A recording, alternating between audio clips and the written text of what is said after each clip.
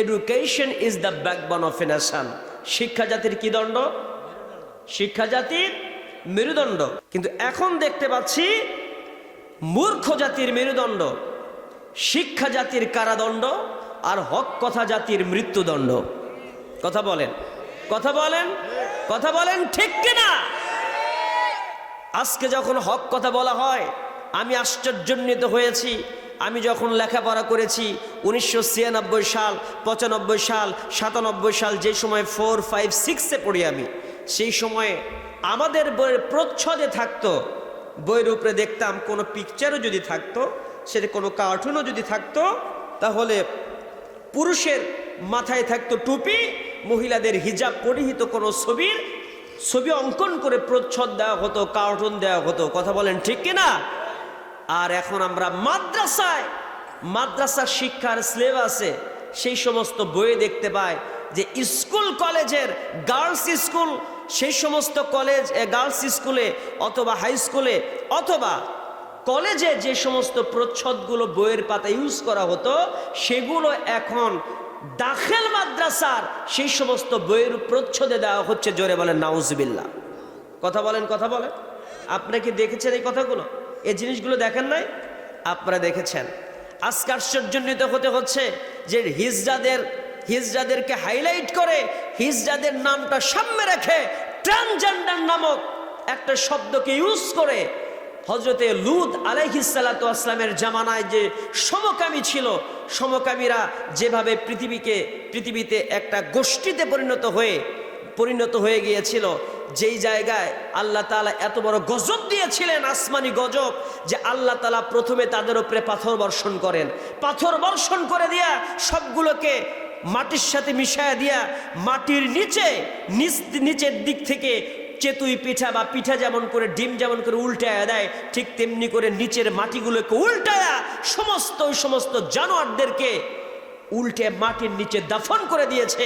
তাদের অপরাধ ছিল একটাই, তারা ছিল এই পৃথিবীতে বর্বর জাতি, নিকৃষ্ট জাতি।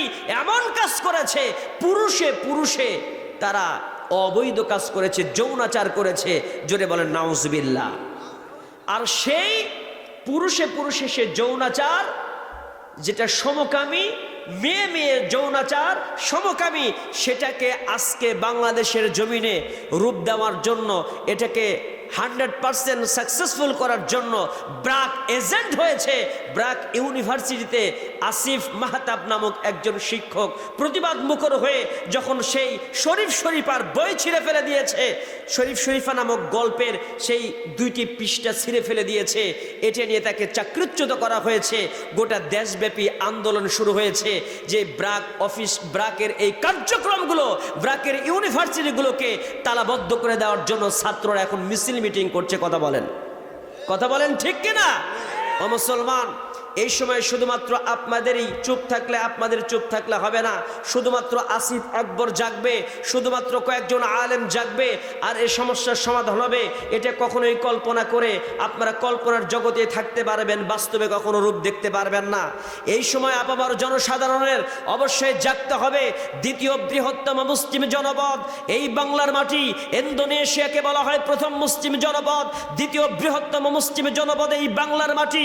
ওলি আল্লাহর এই দেশে শহীদ গাজীর এই পুণ্যভূমিতে যদি ইসলাম বিধ্বংসী কোনো কার্যক্রম বাস্তবায়ন করতে চায়, আল্লাহর কোরআনের বিরুদ্ধে কোনো আইন বাস্তবায়ন করতে চায়, নবীর সুন্নাহর বিরোধী কোনো আইন বাস্তবায়ন করতে চায়, ও বাংলার মুসলমান, এক ফোঁটা রক্ত থাকা পর্যন্ত বাংলার মুসলমান মেনে নিতে পারে না। কথা বলেন ঠিক কিনা?